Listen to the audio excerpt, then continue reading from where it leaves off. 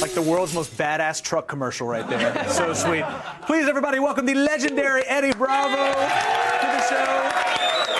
And the equally legendary Blair Butler. Thank you guys for being here. Let's get right into it. First up, the battle of the big boys, Brendan Schaub versus Minotauro Nogueira. Now, both are very evenly matched in weight and height, although Schaub has got the big reach advantage there. Schaub's a Golden Glove boxer and will want to keep striking, but Nogueira is obviously known for his Brazilian Jiu-Jitsu. Now, Nogueira has years of experience, but in those years comes some age, and he's getting a little bit older. Schaub's obviously youthful, and he has got speed on his side.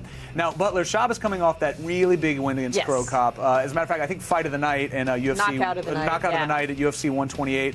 What should his strategy be down in Rio? Well, look, obviously his strength is his stand-up. He's got great boxing. 3 of his last 4 UFC fights have ended with a KO or a TKO. So, again, he needs to keep it on his feet. Obviously, Big Nog is amazing on the ground, but he's shown some problems with stand-up lately against Frank Mir and Cain Velasquez. So Schaub needs, again, stand up, use those fists, use that reach, and I actually think it's to his advantage that he's in Brazil because it's almost like the pressure's off. Like, he's the guy that nobody wants to win there. I think that might be a good thing for him. Well, I'm glad that you said that because, Eddie, I was going to ask you, obviously, and again with Cain Velasquez, you know, his last fight, Nogueira actually lost to Cain, but he is now fighting in his home soil. So is it going to be the exact opposite for him? Is this going to work in his advantage? It's getting pretty close for him, you know, the time for him to retire, I think. You know, his chin's a little suspect now, and he's just getting older. And Brendan Schaub is a young lion. He's hungry. He's going to be very hard to take down. Right. I mean, Nogueira's boxing is pretty good, but Schaub is just, I think, too explosive for him, too young, too fast. I don't think Nogueira could get Schaub to the ground. Maybe if he pulls guard and throws up a triangle, maybe, but I'm going to go with Schaub on this one. You're going to go with Schaub on this, all right. I'm not going to disagree with you because you know so much about mixed martial arts. And Butler, what do you think? I'm going to agree with Eddie. I love Big Nog, but I think Schaub takes it. Schaub takes it. That's reasonable. All right, next up, fight of the night. Everybody's been talking about this, the middleweight championship bout, Silva versus Okami. Now, both are very evenly matched again in height and weight, but Silva, again, has the massive reach advantage, and his feet are so deadly, you guys. They kicked him in the face with the Seagal move. It's amazing.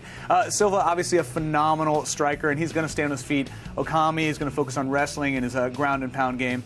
Silva hasn't lost a fight in 5 years, but he lost to Okami when he last lost. So, Eddie, the last time these guys fought, Silva did lose, but it was due to a disqualifying kick, so that's kind of a weird loss to begin with. How does this rematch kind of turn out for the defending champion? It's hard to bet against Anderson Silva. Yeah. He's just too good on his feet. He's just too fast. Okami can take him down, and he's taken him down before. I don't think he could finish Anderson. I think Anderson's ground just keeps getting better and better, and you got to put all your money on Anderson Silva. That striking is just too insane. Yeah, it's unbelievable, right? Yeah.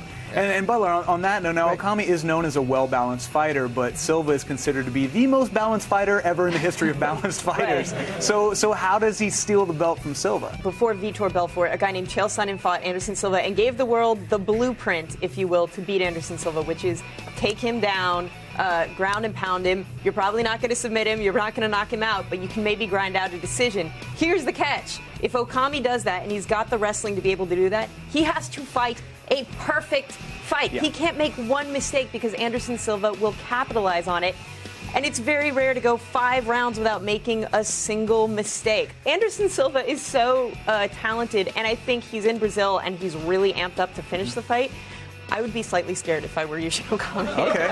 So, I mean, I have to ask, but I think I know the answer. Who do you have? You never know in MMA, but I think I've got Anderson Silva for this one. I could say. And again, Eddie, you've kind of already alluded to it, but who do you have in this fight? Anderson Silva. It's not often that we have both guests agreeing. This is a pleasant day for me. It's a fluke. Yeah. We'll see what happens, but I happen to agree with both of you guys. Eddie, before we go, how can the fans at home find you? On my forum, the Nibiru forum, on 10thplanetjj.com, or on Twitter at Eddie Bravo. Sounds good. Well, thank you guys both for being here. Round of applause for these lovely guests right here. You guys can watch UFC Rio on pay-per-view this Saturday.